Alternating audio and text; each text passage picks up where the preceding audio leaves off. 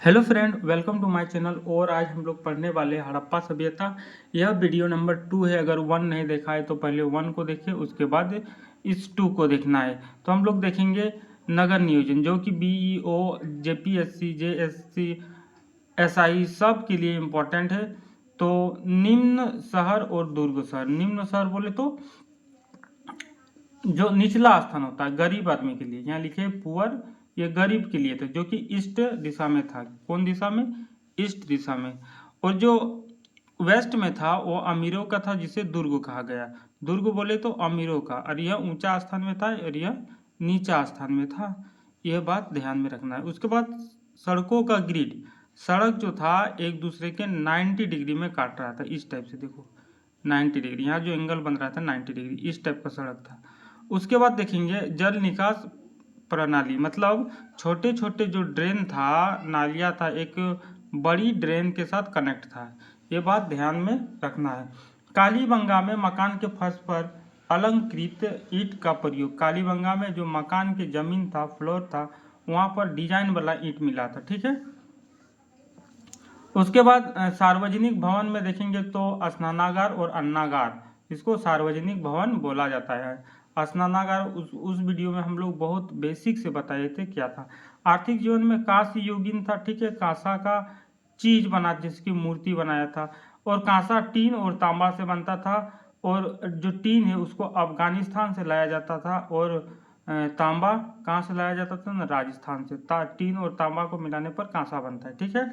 बाढ़ से कृषि, जब बाढ़ आता था उसके बाद हम लोग बीज को उसमें क्या करते थे, फेंक देते थे, और उससे हम लोग क्या करते थे, कृषि करते थे। ठीक है, बुआई करते थे। गेहूं, और जो मुख्य फसल था गेहूं और मुख्य चावल के प्रमाण भी मिला था, लेकिन नहीं के बराबर। इसको नहीं के बराबर लोथल और रंगपुर में सबसे पहले कपास उगाने का श्रेय सिंधु वासियों को दिया जाता है। मतलब अगर देखा जाए तो सबसे पहले कपास यहीं पर उगाया गया था, यह बात ध्यान में रखना है। गन्ना का प्रयोग मतलब प्रमाण मिला था, यस। जानवर में बैल, भैंस, बकरी, भेड़ और सुअर जैसे जानवर मिला था। ठीक है। सामाजिक जीवन और भोजन देखेंगे तो मृदभांड। मृदभांड मतलब जो बर्तन होता है, एक सादा बर्तन मिला था, बर्तन मृदभांड। ठीक है। चित्रित बर्तन भी था, तो उसमें आकृति था। उस चित्रित में क्या आकृति था, ज्यामिति, जैसे वृत्त हो गया था, त्रिभुजाकार। जानवर भी था उसमें, बैल, मछली, इस टाइप की चीज उसमें छपा हुआ था। ठीक है। मुहरे देखेंगे, मुहरे तो प्रतिमा कांसे की नर्तकी की मूर्ति मिली थी। दाढ़ी वाले व्यक्ति की सेल खड़ी, जो कि मोहनजोदड़ो में पाया गया था। यह बात ध्यान में रखना है, मोहनजोदड़ो में।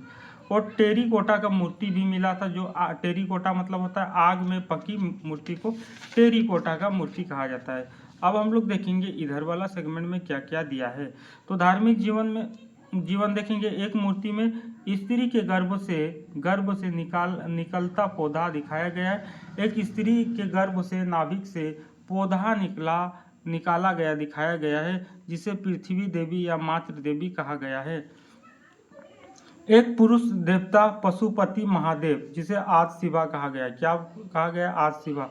भूत प्रेत पर विश्वास था, इसलिए ताबीज का प्रयोग यहाँ होता था। ठीक है। उसके बाद देखेंगे सिंधु सभ्यता का पतन बाढ़ के कारण कोई बोल रहा था, कोई आर्यों का आक्रमण, जो कि अगले चैप्टर में हम लोग देखेंगे। ठीक है। इसलिए चैनल को सब्सक्राइब कर लेना है, इतना शॉर्ट में कोई नहीं बताने वाला है। जलवायु परिवर्तन के कारण। अब देखेंगे कुछ इंपॉर्टेंट क्वेश्चन। सिंधु सभ्यता का लोग किस धातु से अपरिचित थे? तो इसका राइट आंसर होगा लोहा। उसके बाद दूसरा नंबर, निम्न में से कौन सा स्थान में जुते हुए खेत? तो कालीबंगा में मिला था बच्चों। हड़प्पा निवासी में कौन सा कृषि के बारे में कम जानकारी उपलब्ध थी? तो इसका चावल हो जाएगा आंसर। उसके बाद कालीबंगा का सामान्य अर्थ क्या होता है? तो काली रंग की चूड़ी। उसके बाद ये लास्ट क्वेश्चन है, सिंधु सभ्यता में भारत का सबसे बड़ा स्थल कौन सा था? तो राखीगढ़ी। तो इतना शॉर्ट में कहीं भी किसी भी यूट्यूब में कोई इतना शॉर्ट में वीडियो नहीं बनाया।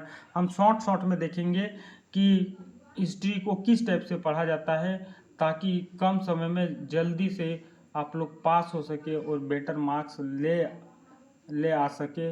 और एक सीट आपके लिए पक्की हो सके। Thank you for watching my video. Oh sorry, इसमें थोड़ा शेयर कर देना है और लाइक करना है और चैनल को सब्सक्राइब कर लेना है, ताकि इस टाइप का वीडियो हमेशा ही इस चैनल में मिलता रहेगा। Thank you watching my video.